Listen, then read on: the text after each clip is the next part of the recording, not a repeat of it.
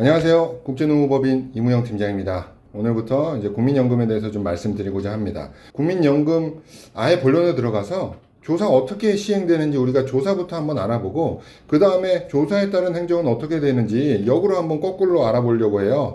그래서 각설하고 좀 내용부터 같이 살펴보도록 하겠습니다.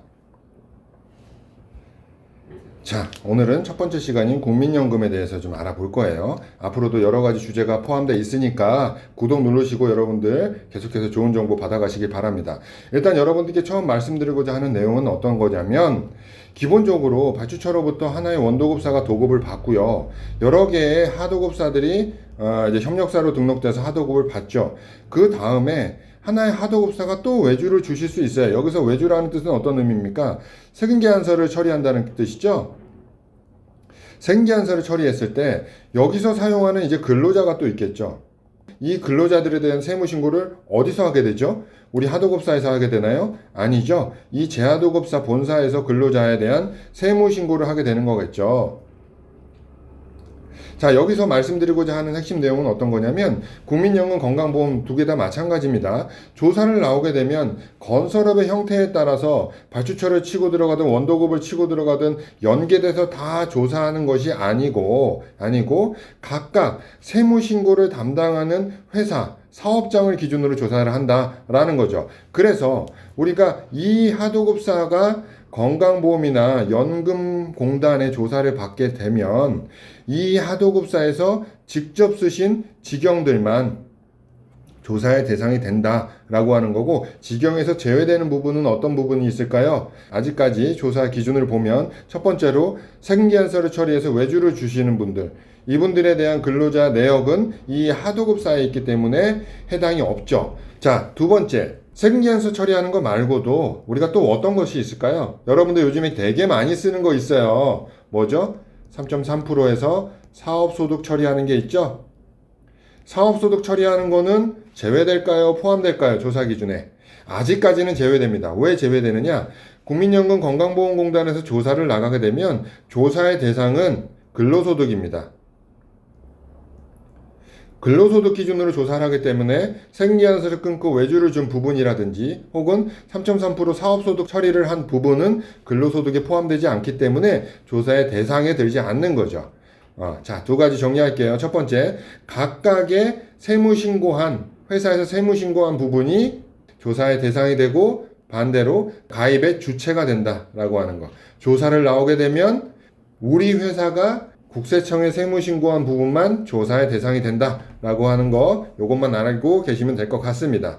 자, 그러면 지금 오늘은 국민연금에 대해서 여러분들과 살펴보고 있는데, 국민연금은 2017년 초반부터 해가지고 우리 건설업체를 대상으로 조사를 시작했습니다. 근데 조사 초기에는 국민연금공단에서 공문 같은 것들 다들 한 번씩 받아보셨을 거예요. 세 달에 한 번씩 나오죠? 분기별로 조사를 합니다.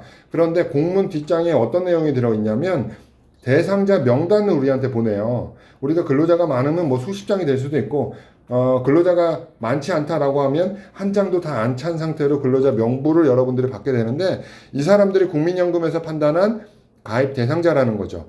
그러니 당신의 건설회사는 이 사람들을 가입시키기 싫으면, 싫다고는 안 하겠죠. 이 사람이 가입 대상자가 아니라고 생각하면 그에 합당한 자료를 제출해라 라고 하는 것들이 이제 국민연금의 조사가 되는데, 시행 초기에는 그 대상자 명단에 퇴사자라고 글씨만 적어서 제출하면 그냥 넘어갔던 때도 있었어요. 근데 이 조사가 발전되면서 점점 더 많은 것들을 국민연금은 요구하고 있습니다. 그래서 요즘에는 어떤 것들까지 요구하고 있는지 간단하게 살펴보면 어떤 것들이 있냐면, 노무비대장, 근로내역 확인신고서, 현장별 근로계약서 같은 것들을 요즘 요구하고 있죠. 이거를 요구하는 이유는 뭘까요?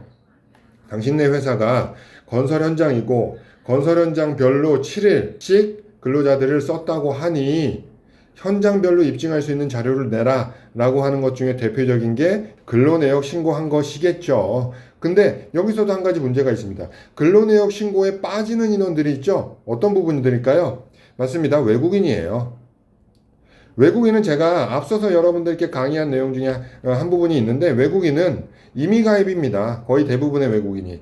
그렇다 보니까 근로내역 확인 신고 부분에는 당연히 빠져 있을 수밖에 없죠. 그런데 국민연금공단에서는 이 외국인 임의 가입자를 근로내역 신고하지 않았다는 이유만으로 현장별 근로자로 확인이 안 되니 본사 근로자로 가입해야 된다. 라고 하는 이상한 논리와 주장을 펼치면서 가입을 유도하고 있습니다. 그런 것들에 여러분들 넘어가시면 안 되겠죠. 그럼 우리는 어떻게 해야 될까요? 국민연금공단에 당당히 말씀하셔야죠. 뭐라고요?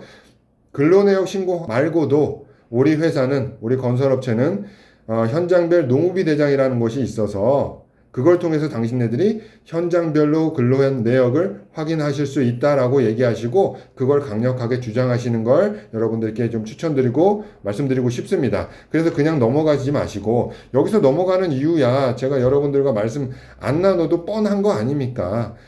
국민연금에서 내건 조건을 안 지켰을 때 당신네 회사에 전면적인 조사가 들어갈 수 있습니다. 혹은 우리가 제시한 조건을 받아들이지 않았을 때 이 근로자들 FM으로 가입하게 되면 급여가 얼마인데 그 사람들을 세 달씩 가입하게 되면 그 금액이 몇 천만 원이 됩니다. 라고 하니까 두 말 말고 지금 가입하시게 되면 급여 가입 금액도 줄여드리고 가입 개월수도 세 달이 아닌 한 달로 국한돼서 가입시켜주겠다.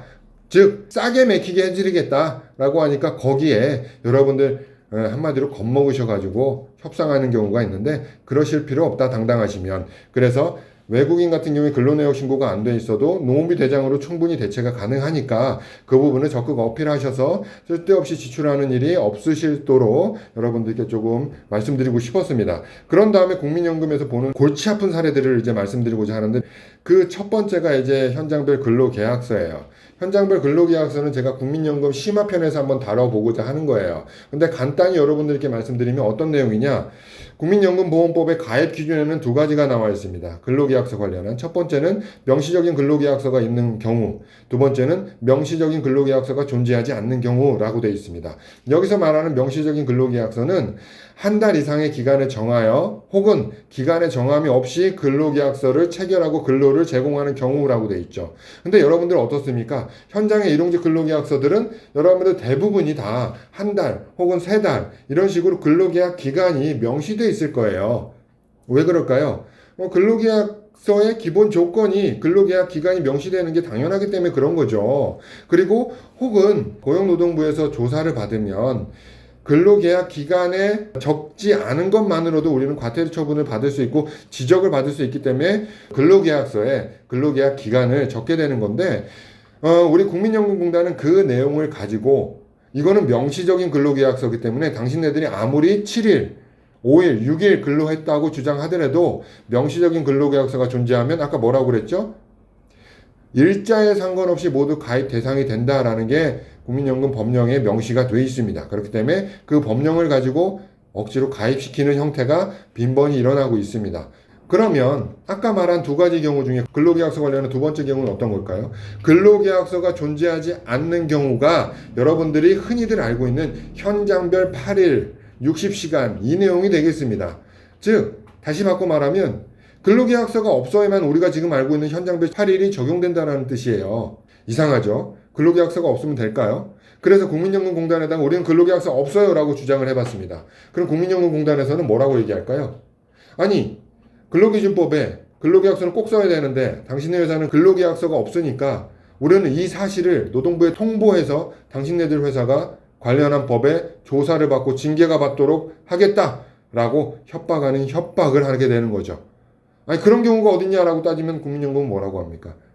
그러니까 싸게 해줄 때 가입해라 라고 하는 그런 케이스가 왕왕 있습니다. 어찌됐든 제가 여기서 근로계약서 관련해서 말씀드리고 싶은 건 1년 이상의 기간을 정하여 근로계약을 체결하지 마시고 한 달씩 끊어서 근로계약서를 작성하시거나 혹은 이제 저희 회원사나 이제 저한테 그 외부에서 강의를 들으신 분들은 저한테 이제 근로계약서를 많이 받으셨겠죠. 1일 단위 근로계약서라는 게 또 존재하니까 그런 것들로 조금 이렇게 불합리한 것들은 조금 헤쳐나갈 수 있도록 말씀을 좀 드리고 싶어요.